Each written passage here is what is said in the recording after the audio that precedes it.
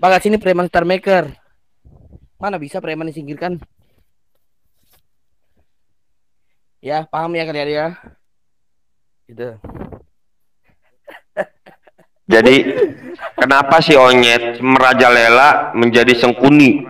Ya, si Onyet itu cerita dasarnya dia itu masuk di keagamaan alias dia pendeta, ya.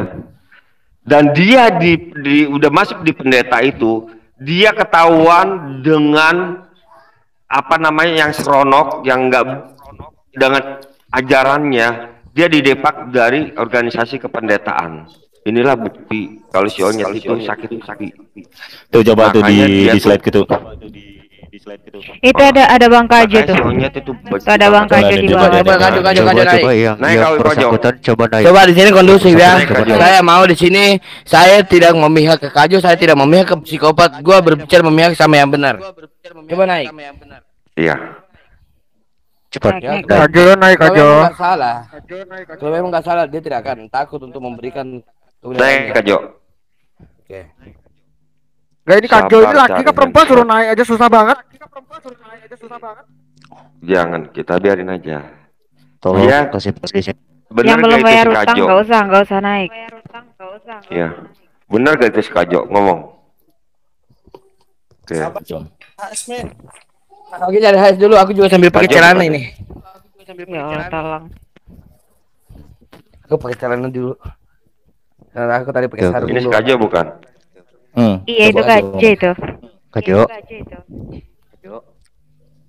Ya jadi Waalaikumsalam. gini ya, kita juga tidak boleh mendengar sebelah pihak, harus mendengar dari keduanya.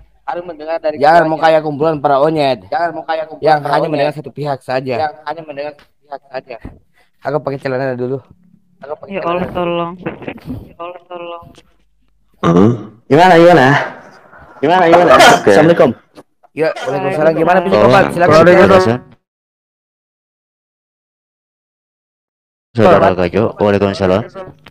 Oke, gini. Ini kita nggak bisa dengan kata-kata ucapan itu semua adalah bisa digeser, bisa ke kanan, bisa ke kiri, panjang lebar. Ini adalah salah satu bukti, ya kan? Untuk Kajo memakai atau meminjam katanya uangnya si Grace sebesar 4 juta rupiah, ya. Jadi sementara Kajo diam dulu. Di sini adalah salah satu bukti ya. Ini rekamnya semua ada di sini. Dan gimana pun yang terjadi.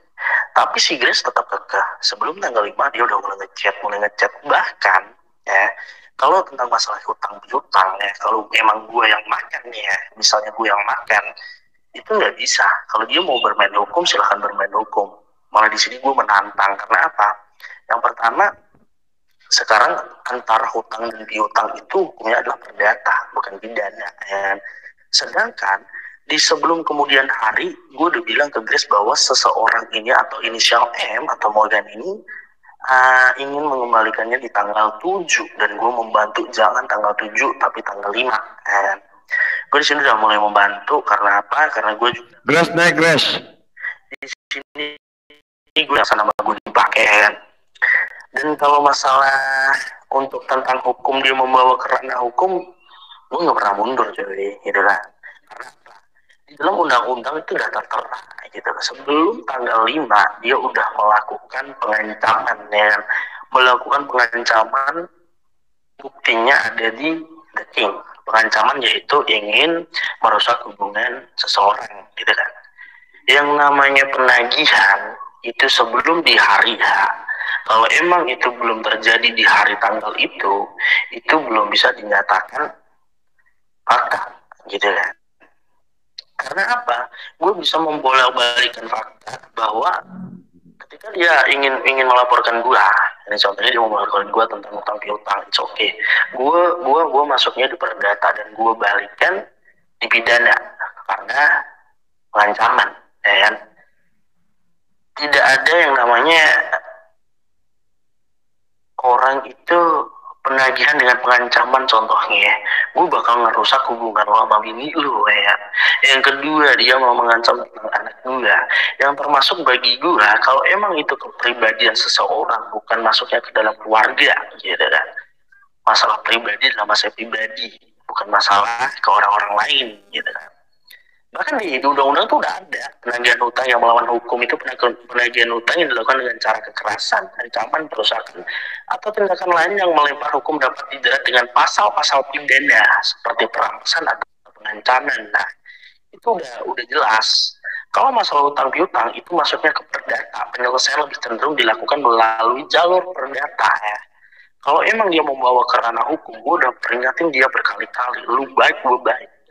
Tapi sedangkan dia sebelum tanggal 5, nama gue udah dibawa kemana-mana di Star Maker itu udah yang namanya pengancaman sebelum di hari H. Oke? Apalagi si Grace ini orangnya cenderung nggak bisaan. Gue udah pernah telepon ke dia, bahkan dia telepon dengan bini gue. Dia bilang, ya udah Jo, tanggal 5. Dan gue peringatin dia, sebelum tanggal 5 lu jangan pernah chat apapun ke bini gue. Tapi ternyata apa, perjanjian itu mutlak dia yang ngebatalin. Bahkan gue bilang kalau itu lu masih lakukan, ya gue bisa lakukan apa yang gue mau. Nah, udah jelas di situ kan. Bahkan di KUHP pun ada gitu ya, dapat diterapkan pada tindakan debt collector seperti halnya Grace ini yang melanggar hukum seperti pasal tentang penganiayaan, pencurian dan kekerasan atau penghinaan, bahkan pengancaman gitu lah. Itu nggak bisa, itu udah mengambil hak asasi seseorang, apalagi ke bini gitu. Orang yang nggak tahu apa-apa ceritanya, orang yang nggak tahu jalan ceritanya, dia merasa dia diteror. Kalau emang si Grace ini mau meneror, silahkan teror di HP gue, itu nggak masalah gitu. Kalau lo mau main hukum, jangan salah gitu. Nggak gampang main hukum, gitu.